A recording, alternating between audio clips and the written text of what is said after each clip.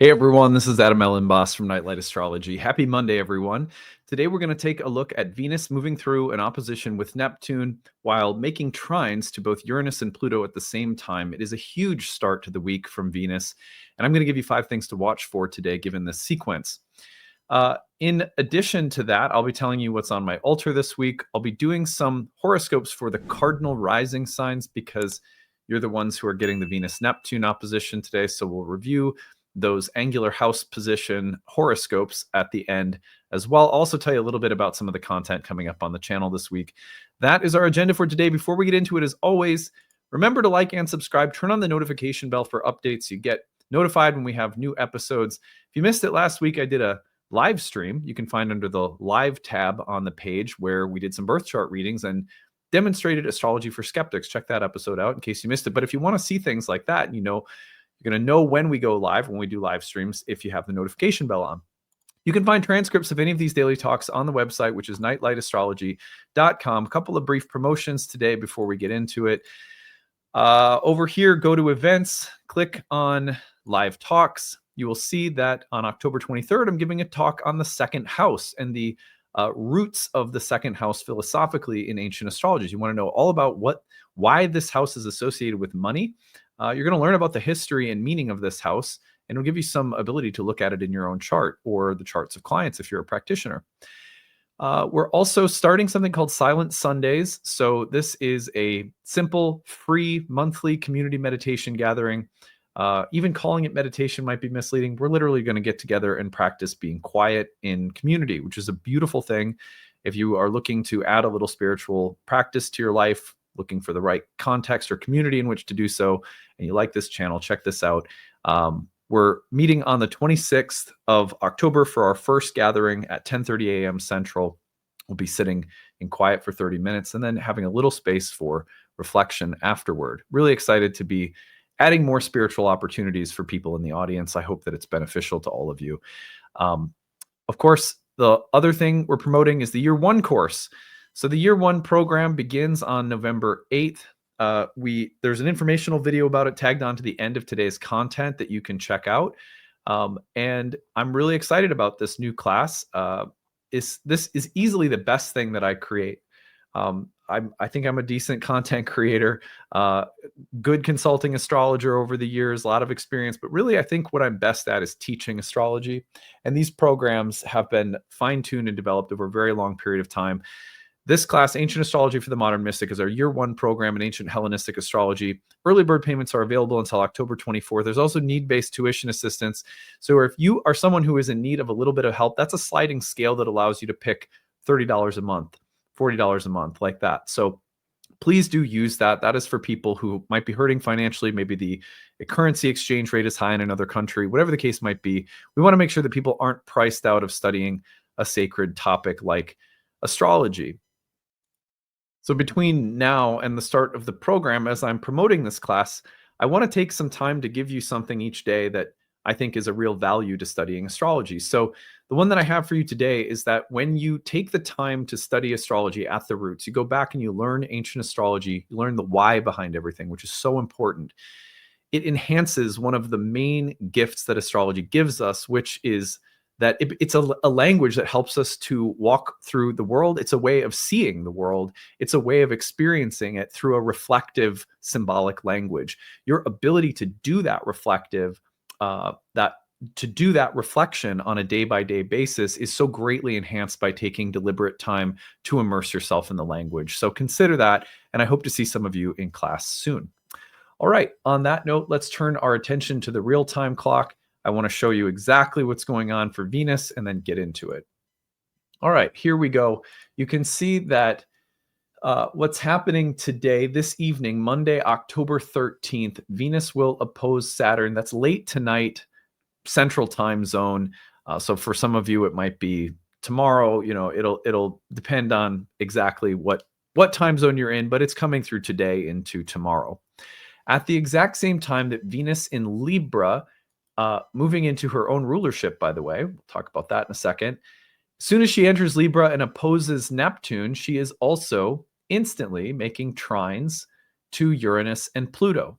The trines to Uranus and Pluto will be taking place through tomorrow, but are very much a part of what she's doing today as she also opposes Neptune. So it becomes this very familiar space that we've been through with the Sun, Mercury, and Mars previously over the past couple of months. All of those planets first went through the opposition to Saturn, which we saw at the end of last week, and then the opposition to Neptune, and then the trines to Uranus and Pluto. This tends to be the better part of the sequence as it hits those trines and finishes the oppositions, right? Because the oppositions can be a little bit more tense. So today, what I have for you is a list of 5 things to watch for, especially considering the most intense part of this, which is the opposition to Neptune. Then at the end, I'll give you some rising sign horoscopes for all of our cardinal or tropical signs. That'll be Aries, Cancer, Libra, and Capricorn, who are receiving that opposition in their angular houses. And then I'll tell you what's on my altar as well. All right, well, given this sequence, the first thing I want to say about this is that Venus has moved across the Saturn opposition through those late degrees of Virgo where the recent eclipse took place on September 21st, and it felt like she was cleaning house. There were a lot of loose ends and old karmic entanglements that felt like they were being addressed. And that's certainly what was my experience of it. Many, client students, and also feedback on, in the social media, a lot of people talking about how intense that Venus Saturn dynamic was. That's also because it was happening, the opposition to Saturn, at that late degree eclipse space of Virgo. Venus has now entered her rulership, which means things are going to get significantly better in Venus land. So all the significations of Venus: love, sex, romance, beauty, friendship, ease, harmony, grace, flow, all the things Venus rules, a little less static, getting out of Mercury's earthy domicile and exaltation where Venus is in her fall. So first of all, I think that this opposition does feature a much stronger Venus, which wasn't the case with, say, Mars, Mercury, or the Sun moving through this opposition to Neptune. All of those planets either lack dignity or are debilitated in Libra. So Venus moving through this feels significantly brighter and happier, and maybe even marks a change for the better somehow. I wouldn't be surprised to see a lot of people feel like Venusian things get a real lift this week. And that's probably welcome considering Venus having gone through the South Node in her fall, moving through the eclipse space, opposite Saturn, etc. So it bears repeating that. Now, as soon as Venus is in Libra, the opposition to Neptune, first and foremost, is also not the worst thing in the world. You've heard me say this on the channel many times before, but in my experience over many years of seeing lots of different kinds of transits, Venus-Neptune pairings, I mean, you could do a lot worse than a Venus-Neptune pairing. Sure, there's shadows, there's things to watch for. There's always, a list of like bewares. But these two planets really, they pair nicely in terms of some of the imaginative, romantic, sensitive, sensual qualities that both planets express pretty regularly. And so in the list of things that I have to watch for today, I really do feel like, compared to what we were saying when Mercury, Mars, or the Sun went through this exact same sequence over the past couple months, it really does feel brighter to me because I think the Venus-Neptune pairing is a little bit more natural. All right, well, here is a list of 5 things to watch for in no particular order. And I have tried to stay balanced, although I'm definitely drinking the Kool-Aid. I have a Venus-Neptune trine in my chart, so I always wonder if that makes me guilty of like a bias toward this. But anyway, Venus-Neptune, subtle irritants, subtle attractants. Neptune is a planet of things that are beyond the veil, subtle, invisible, timeless, intangible, ineffable. And so when Venus comes into contact with Neptune, one of the things that will come up will be very, very subtle things that we find attractive. It's like catching the subtle or slight scent of someone's perfume when they walk by, or their cologne when they walk by, and you go, oh, that smelled so nice. What was that? And then they're gone, and then you go, oh, it just changed my consciousness instantly. So the subtle qualities that we find attractive right now in people, in environments, in situations within ourselves. Oh, you know what? I really like this color that I'm wearing. It could be something really simple in terms of what we're finding attractive or appealing, within our own wardrobe. But paying attention right now to what is trying to get our attention. Hey, this is something you actually like or find pleasing or enjoyable or beautiful, or pay more time or attention to this thing that actually makes you feel happy. Venus Neptune can convey in their oppositions something that we need more of, that's too far away from us, that it turns out is very appealing and valuable to us. But it'll initially appear as something subtle or distant or seemingly out of reach. But there's almost like a call to bring me in, please. In the same way that when that scent evades you, you wish you could just grab it and smell it a little bit more. Like, bring it back. So watch for the subtle things that are calling to you and saying, actually, this is really beautiful. This is really valuable to me. This is something I really like. Now, of course, there's a siren song with Venus and Neptune where we have to be careful that what's calling to us isn't destructive or vain or selfish or lacking in some appropriate degree of moderation. But Venus in Libra is pretty good at remaining even keeled and balanced. It's one of the beautiful parts about Venus and Libra. So I would trust that Venus and Libra will be able to mediate whatever passionate intensity is coming through Neptune and Aries and say, yeah, I need more of this or more of that, but not get completely carried away with something that's appealing right now. Still, just be mindful, because sometimes it is a bit of a siren song. On the other hand, Venus opposite Neptune can find that there are subtle irritants that are disturbing your peace, your enjoyment, your flow, your harmony, your connection, your satisfaction. These subtle little things agitate. They're like little fiery sparks, or like little, when you're cooking something and like a little droplet of oil jumps out of the pan and lands on your skin and you're like, it feels like the fires of hell. Just so, that I also think, I can't help but actually, the image that comes to my mind is, so I'm in the process of having a few tattoos removed, and it's been a couple of years and they're mostly almost gone now. But every time I go in and I have a tattoo removed, there's this feeling of it being erased, like erasing something on a chalkboard. But it's doing so with like those little grease droplets. It's like doing so with fire. It's like a fire eraser. Anyway, I don't know why that comes. Well, it comes to my mind because Venus opposite Neptune can be about the sort of painful, irritating way that something has to be changed aesthetically.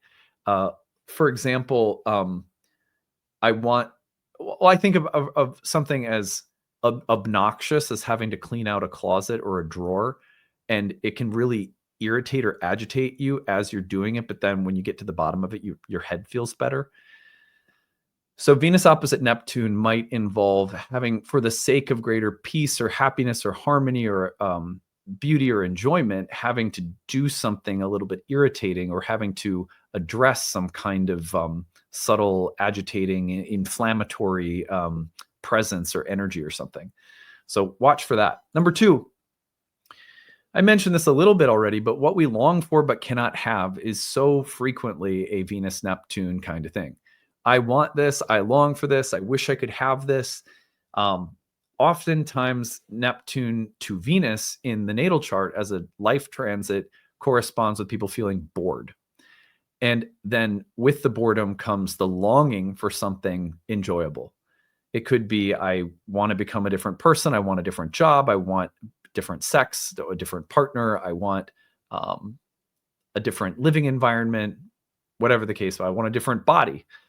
And so that longing can be very compelling with Neptune at 0 Aries, such an action-oriented degree of the zodiac.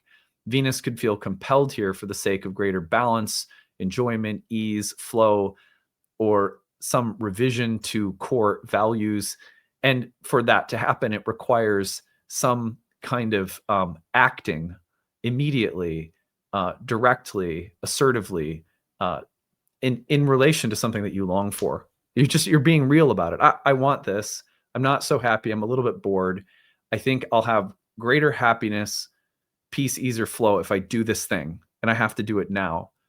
So it's almost like an intuition, Neptune in Aries, to act in a way that Venus in Libra needs. But the acting, the immediacy, the impulsivity, the heat, the sense of having to do something now could be a little disturbing for Venus in Libra. I've seen many people, there's a bunch of signs that are prone to this, but Libra in particular, prone to sometimes staying in situations or relationships or environments to keep the peace because it's considered intolerable to deal with the chaos that change would involve, even if the change would eventually create a deeper or more satisfying level of peace. So consider those kinds of dynamics right now around this opposition. It's pretty fast moving, but for people, especially if you have planets around the early degrees of cardinal signs, like you're really going to be feeling this one. Mediating or negotiating your passions, interests, or values. Sometimes we have competing or conflicting interests or passions or hobbies or, almost like a different sets of callings in life. Sometimes, I'll be honest with you guys, sometimes I feel like this is going to sound really weird because I'm not a musician at all, but sometimes I feel like what I really am is a failed musician. I'm not a semi-successful astrologer or something. I'm just a failed musician. Or other times I feel like I'm an athlete that never followed through with the desire to be an athlete. I don't know. You get what I mean? I think everyone's like this. I hope I'm not sounding like a total nut job, but what I mean is there's like a whole set of possible interests, values, passions, and most of us end up narrowing in on a few. Some people perpetually couch surf, I suppose. I'm just kidding. and never focus on anything. Sorry, guys. You get what I mean?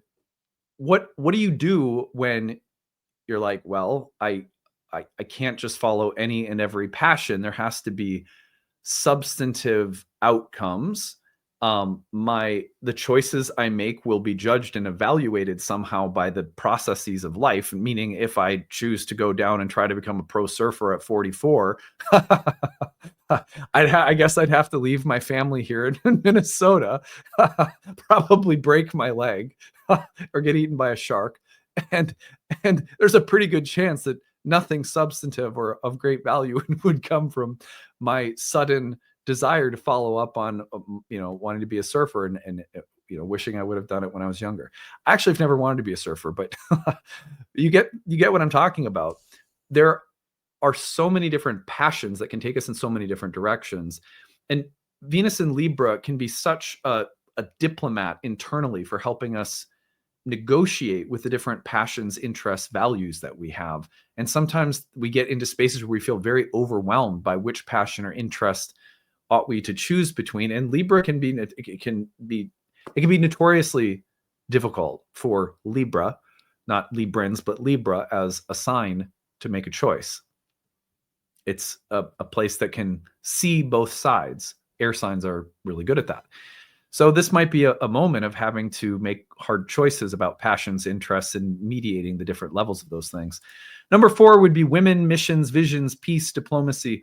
I like this as a moment of strength for the feminine involved in things like justice, the law, activism, diplomacy, peace, politics, ideology, teaching, education, leadership. Like, to me, this has a little bit, and you've heard me say this before, I think, it reminds me that anytime you've got Venus and Neptune together with a little bit of fire, like Venus and Aries. I think I said this when Venus was in Aries last spring with Neptune, maybe. I don't remember. Anyway, Joan of Arc. You get the kind of like, I'm a woman on a mission. I'm a woman warrior. I could see this being a moment of women's wisdom, issues surrounding women becoming more prominent or important, women's voices, women's bodies, women's wisdom, all of that kind of stuff. Um, Also, I will say that I think that anything that one feels like fighting for some kind of diplomatic or peaceful value that is worth fighting for. That's often a Libra Aries kind of pairing in general, but this one to me feels like you could see almost like an advocacy theme.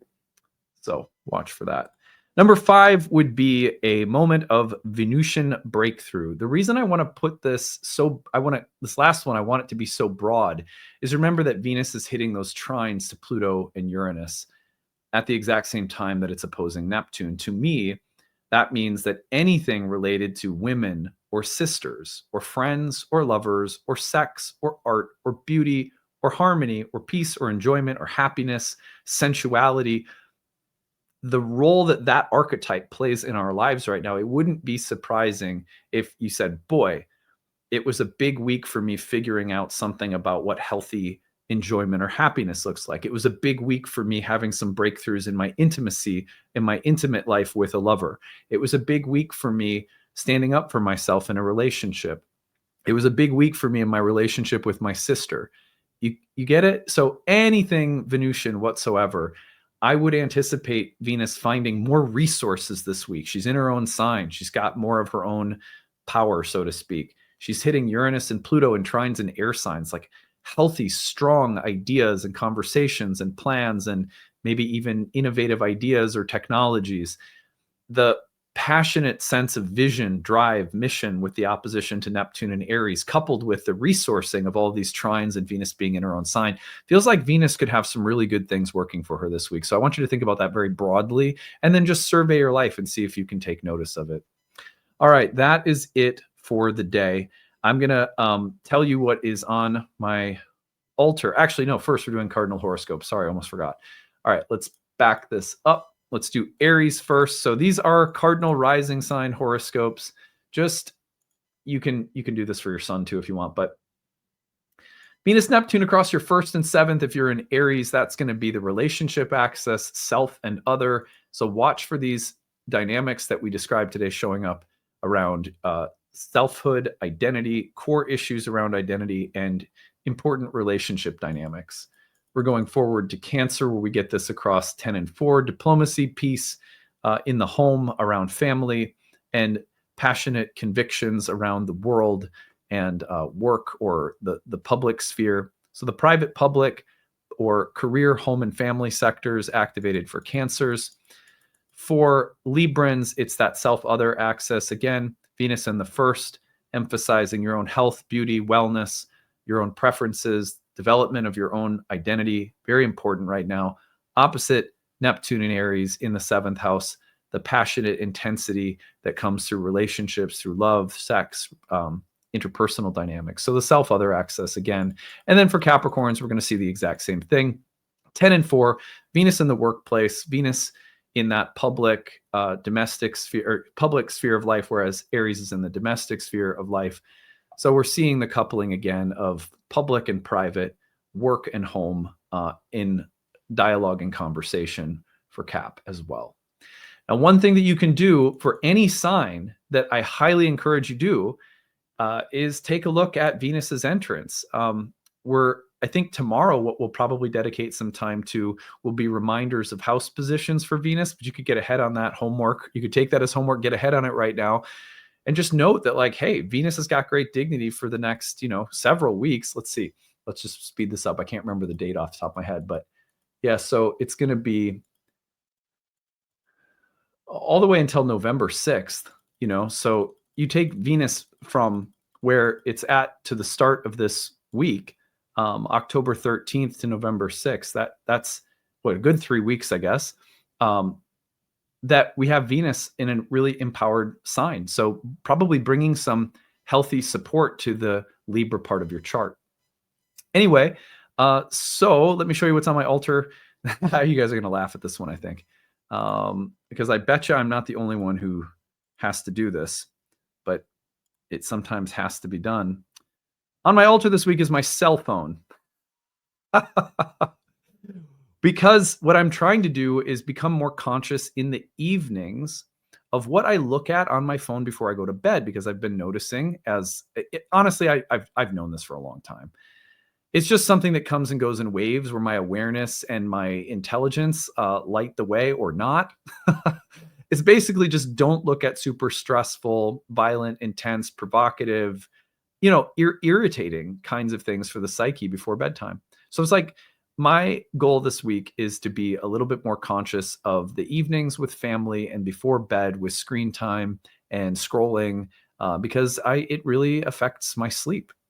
So it's something I'm trying to be conscious of this week. So I put it on my altar, and throughout the week, when I'm not using it, I'm in my office, I'm putting it on the altar. And every time I look at it, I just go, "Dear universe, help me." Help me, my struggling addictive nature.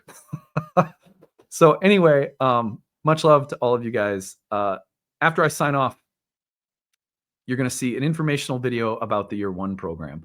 Astrology is a way of seeing the world, and it is so greatly amplified in your ability to see the world and your ability to reflect upon the events of everyday life when you take some time to really learn the language at a deep level.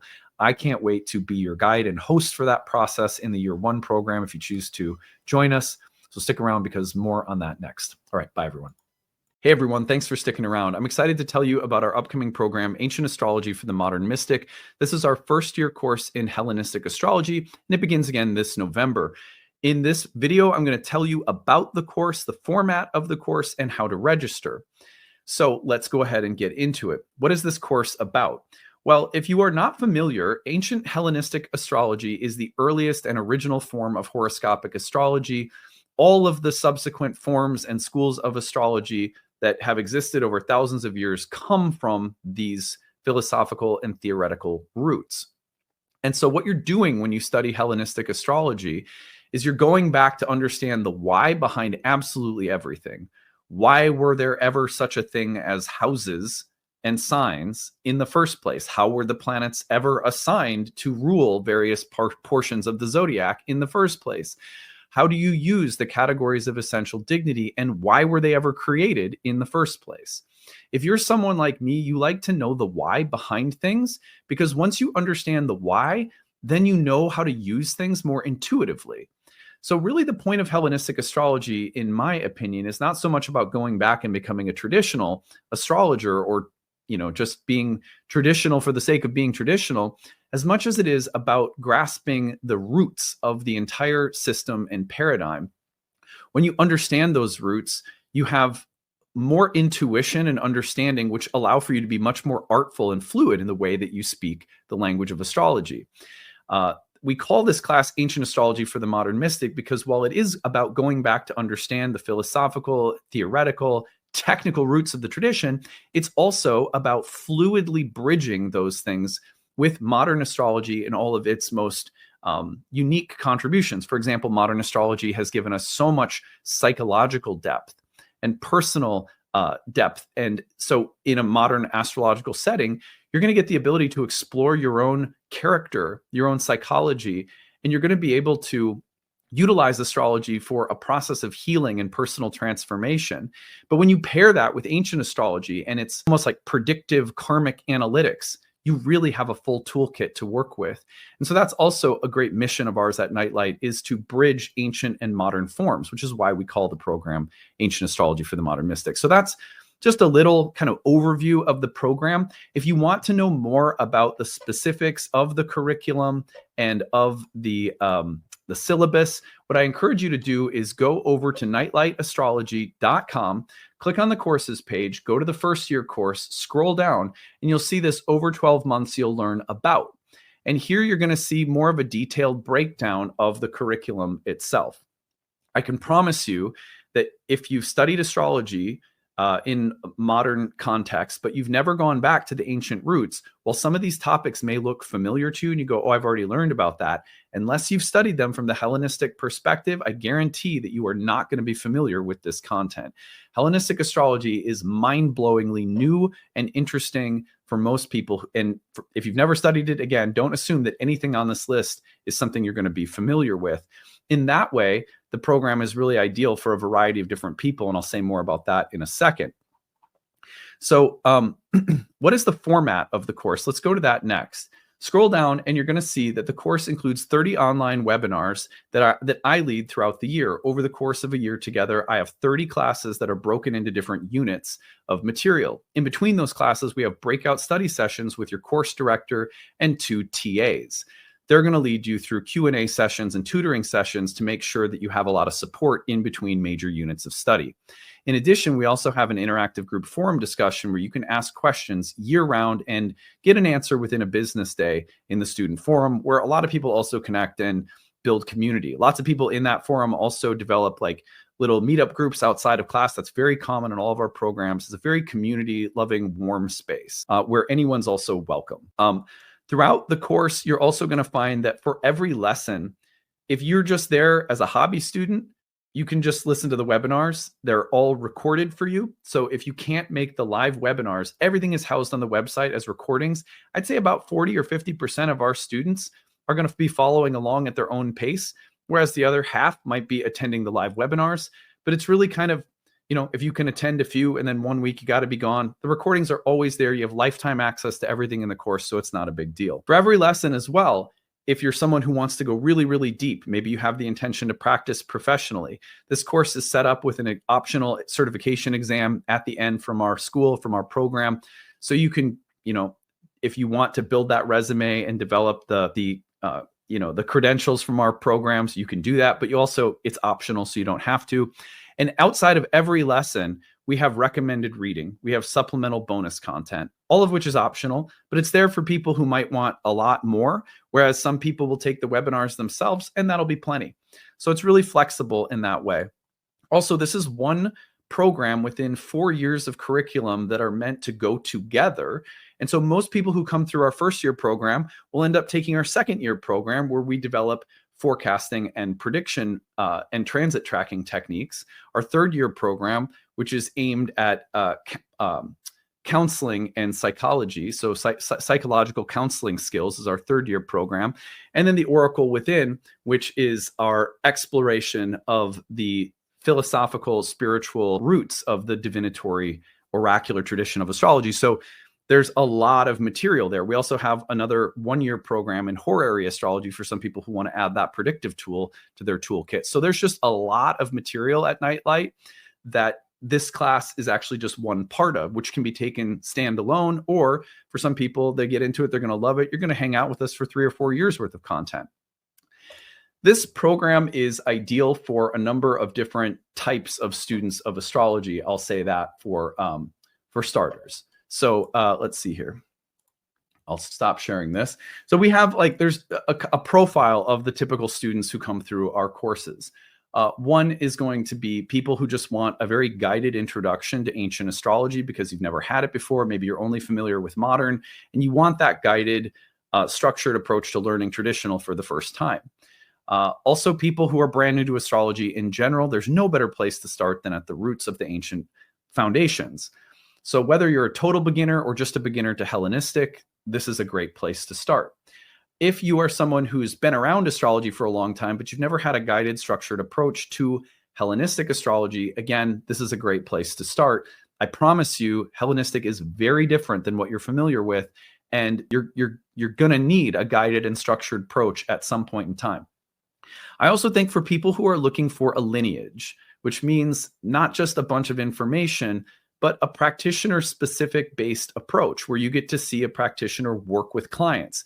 You get to hear how a practitioner has prioritized different techniques and why. You're going to get a structured, spiritually grounded focus at Nightlight as well, where if you're looking for someone who practices astrology but also values grounded, everyday spiritual practice, that's Nightlight. If you want a community that's been in the industry for a long time now, this is our 16th year of teaching programs and guiding students through trainings. So all of those things, if they matter to you, this is a great place to study. It's a warm community atmosphere. It's spiritually grounded. It's focused. It's academically rigorous. It's going to provide you the appropriate preparation for practicing professionally, especially if you go through all of our programs. But also for those who are just curious and love astrology for your own personal interests, this is going to be a great place for you to learn and grow and thrive and feel like you have a lot of support around you in the curriculum, the teachers, the community, as you're developing, what might just be a personal interest or spiritual hobby. So that is who it's ideal for. Finally, how you register. You go over to the website. I'm going to take you back there. And it's at the bottom of the first year page. You're going to find that the early bird rate is in effect until October 24th. You can save significantly off the cost of the course when you use the early bird rate, where you can pay in full, or use an early bird installment rate plan. Both are going to save you off significantly off the cost of the course. But also at Nightlight, it has always been our mission to make sure that astrological education is accessible for everyone. So please, if you are someone who would love to take this course, but maybe you could only afford a small amount of tuition per month, use the tuition assistance. It is there. All you got to do is apply. You fill out the little form, you tell us your situation. If you're on a fixed income, if you're on a limited income, if you're part-time, if you're in between jobs, if you don't make a lot and you're on that fixed budget, we understand. We don't want people to hurt themselves trying to study something that is spiritual that we feel should be very accessible for everybody. So if you're someone who could use a little help to make this program happen, for whatever reason, maybe you're a single parent, or you're on disability, or you're retired, or you're on a fixed income, whatever the case is, use that tuition assistance. Also, people in other countries who have extreme, exchange rates. We get it. So just use the tuition assistance, and we'll be glad to make sure that the price point is accessible. For us, as a spiritual topic, we're a business at the end of the day, but we believe that this is a spiritual topic. And so accessibility has been a part of our model for 16 years now. We've never not had one of our training programs with affordable sliding scale-based prices for people who need it. So please take advantage of that. It's all there for you. I hope to see you in classes soon. And if you have any questions about the program whatsoever, direct them to us at info@nightlightastrology.com. And I hope to see you all coming up here in November. Take it easy, everyone. Bye.